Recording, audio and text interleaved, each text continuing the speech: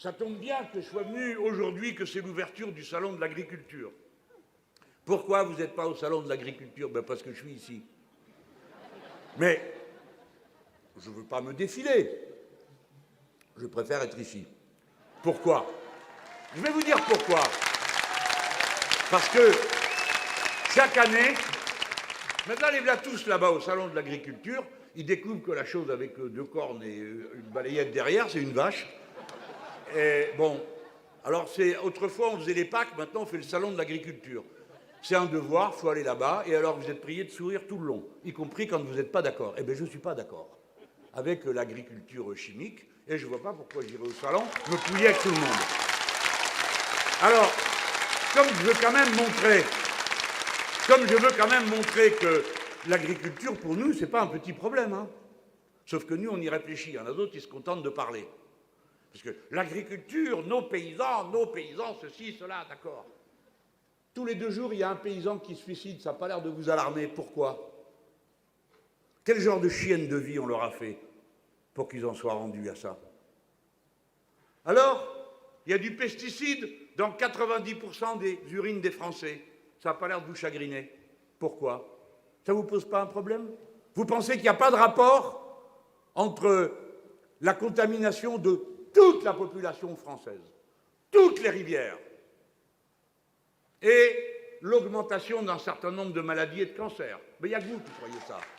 Parce que nous savons tous le contraire.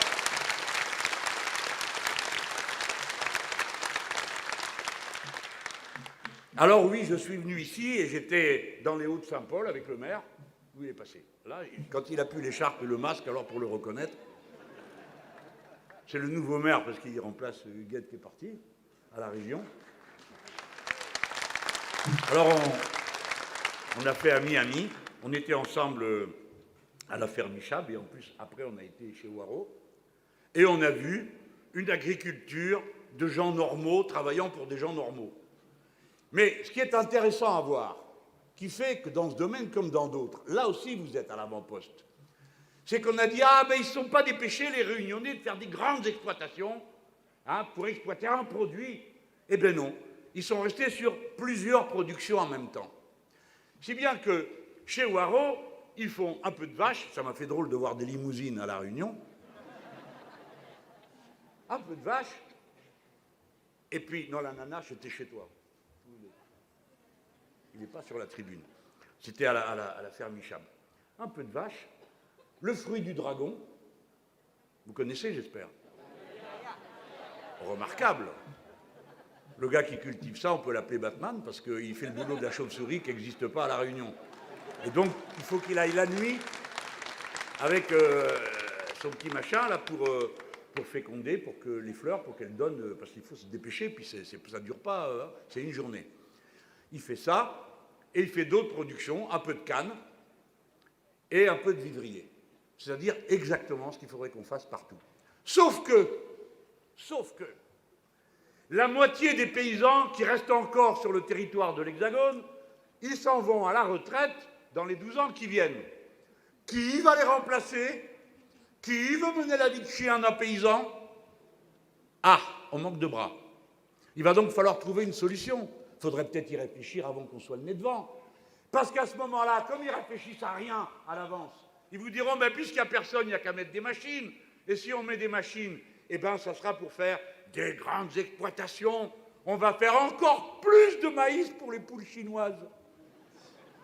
Les braves bêtes qui vivent sur une feuille de papier et qu'on martyrise, non seulement en Chine, mais en France, ainsi que les lapins, ainsi que combien d'autres êtres vivants, dont je vous dis d'avance que si je suis élu, les fermes-usines seront fermées.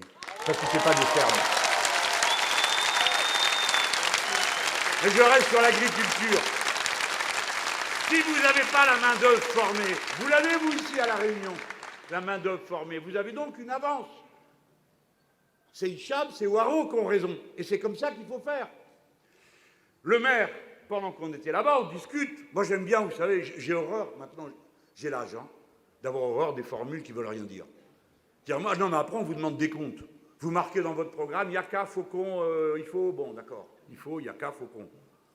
Mais qui c'est qui va le faire? J'en ai vu des copains qui dirigent des gouvernements dans des pays. Alors on prend des grandes décisions, hein, et puis il n'y a personne pour le faire. Résultat, il ne se passe rien. Alors les gens disent, ah, c'était bien la peine qu'on vous élise si vous n'êtes pas capable de faire quelque chose. Donc j'ai demandé au maire, je lui dis, écoute, toi tu crois que c'est possible ou pas d'arriver à développer un marché du bio qui permette au Haro et à d'autres hein, de vivre, etc. Le maire me répond, la communauté d'Aglo, on a besoin de 13 000 repas par jour. On fait 13 000 repas bio, ça on peut le commander. Le paysan, lui, si vous lui dites que vous allez lui demander tous les jours de quoi remplir les assiettes de nos gamins avec les légumes de saison, les fruits de saison, et si possible, pas des fraises qui arrivent en plein hiver, et ainsi de suite. Si vous lui dites ça, le paysan, il sait quelle machine il doit acheter. Il sait combien de gens il peut embaucher, parce qu'il a du temps devant lui. Il a une planification possible. Voilà pourquoi le concept de planification écologique qui est au cœur de notre programme est un concept efficace.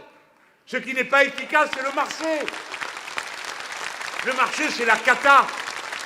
Hein, on parlait avec Ouaro. Non, c'était avec Hicham. Alors, le maire lui dit, bah oui, il va nous falloir des salades. Le gars, il regarde. Il dit, bah pour l'instant, les salades, c'est pas ça. Hein. Ça vient pas si bien que ça. Mais, comme il n'y en a pas beaucoup, ça vient cher. Une salade à 1,50 €. Je m'évanouis. Une salade à 1,50 €? Bah, il dit, non, il paraît que c'est plus. Oui, oui, oui. On m'a dit 8 € pour le fruit du dragon. Bon. Alors, le gars, il dit, mais moi, je veux bien, mais je ne peux pas changer le climat. Puis surtout, si vous ne me dites pas combien vous en voulez, pourquoi moi, je vais commencer à mettre du plastique partout avec des trous dedans pour planter des salades si je ne sais pas ce que je vais en faire. Si vous arrivez la veille, monsieur le maire, pour me dire qu'il vous faut de la salade pour le lendemain, c'est pas la peine. Mais si vous me dites que le mois prochain, il vous faudra tant de salade et le mois d'après tant, alors oui, on va le faire.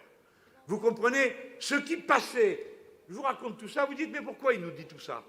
Mais pour vous dire que vous avez bien fait, premièrement, et deuxièmement, que je ne me suis pas trompé.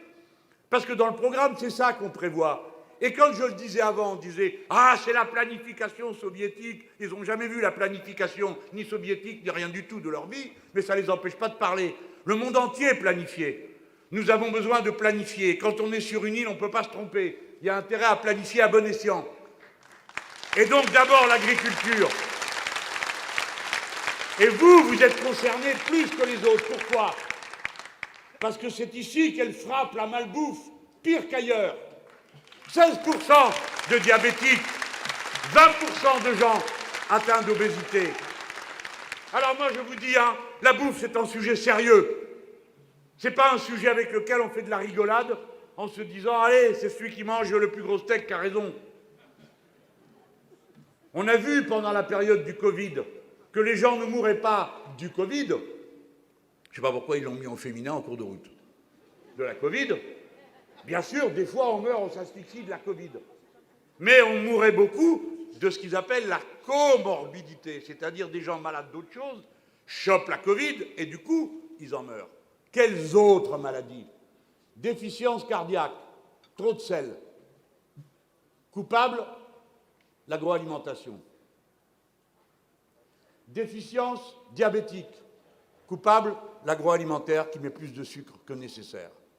Nous reviendrons partout, et d'abord dans les Drom, où pour une raison que je juge insupportable, on y met plus de sucre et plus de sel qu'ailleurs. Nous reviendrons aux normes de l'Organisation mondiale de la santé.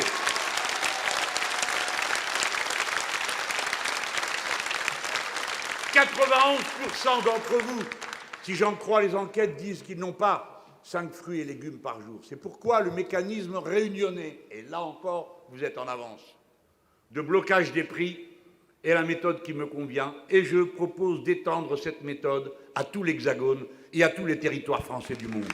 Pourquoi? Parce que c'est autrefois, alors là évidemment, ça j'en ai entendu, hein, il y en a un, le mieux que j'ai trouvé comme argument contre moi, qui m'a bien fait rire, c'est de dire « Ah mais monsieur Mélenchon, vous n'y pensez pas. Vous allez créer la pénurie. » La pénurie, lui ai-je dit, mais vous n'avez pas l'air d'être bien informé. La pénurie, elle a lieu. Il y a 8 millions de personnes qui sont à l'aide alimentaire. Pour eux, il y a pénurie de bouffe tous les jours. Il y a 12 millions de personnes qui ont froid là-bas dans l'Hexagone. La pénurie de carburant, c'est tous les jours. Il y a des millions de personnes qui ne peuvent plus quitter leur domicile parce que ça coûte trop cher de monter dans la voiture à cause du prix de l'essence. La pénurie, c'est maintenant. Alors de quoi vous me parlez? vous me parlez d'une crainte que vous avez d'une pénurie qui résulterait du blocage des prix et de la planification, mais vous trouvez délicieuse la pénurie qui vous vient du marché, de l'égoïsme, de la cupidité, de l'envie de s'enrichir sans cesse davantage, y compris du malheur des gens.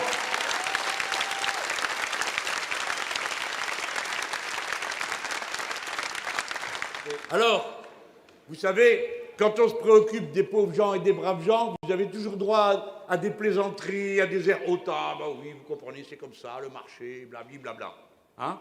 Combien ça coûte de laisser les gens choper le diabète, d'être dans la crise d'obésité, d'être dans les problèmes cardiovasculaires, puisqu'il n'y a que ça qui vous intéresse, le fric. Alors combien ça coûte à tout le monde? 50 milliards par an, c'est le prix du malheur et de la malbouffe. 50 milliards, ça coûte à la sécurité sociale. Par conséquent, mon plan agricole, celui qui a dans l'avenir en commun, il va vous rapporter 50 milliards. Et si vous n'avez pas d'idée de quoi en faire, moi si j'en ai. Tout le reste du programme.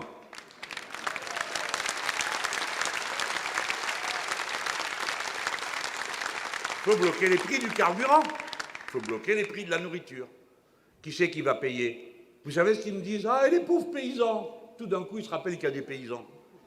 Mais le paysan, il est tout content s'il a affaire à Mélenchon. D'accord, il ne m'aime pas pour des raisons qui lui appartiennent, celui-ci ou celui-là. Et moi, je bloque les prix, mais je garantis le prix plancher. Aujourd'hui, vous donnez 1 euro pour acheter de la nourriture.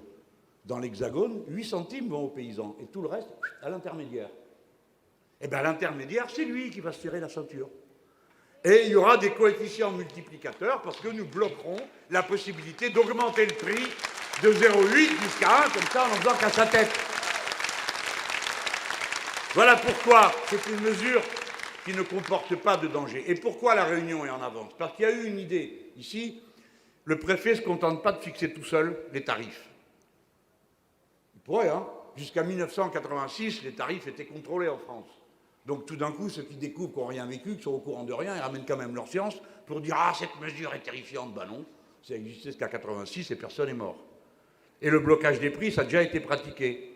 Et par qui? Monsieur Rocard, à la guerre de 91 de l'Irak, à cause de l'augmentation du prix de l'essence. Eh bien donc on recommence.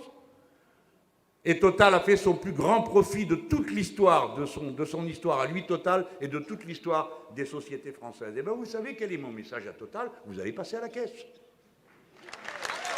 Dans 40 jours, oh, je crains rien, hein.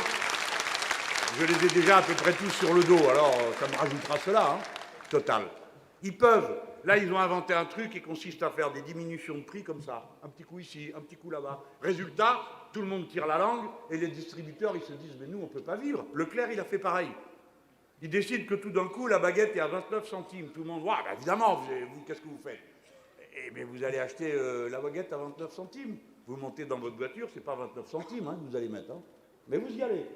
Et puis qu'est-ce que vous croyez? Une fois que vous avez acheté la baguette à 29 centimes, ben lui, Leclerc, il se l'est payé en augmentant les autres. Hein. Un petit coup ici, un petit coup là-bas, et pouf, il tombe d'équerre. Mais en attendant, vous avez des milliers de boulangers qui vont dans la faillite.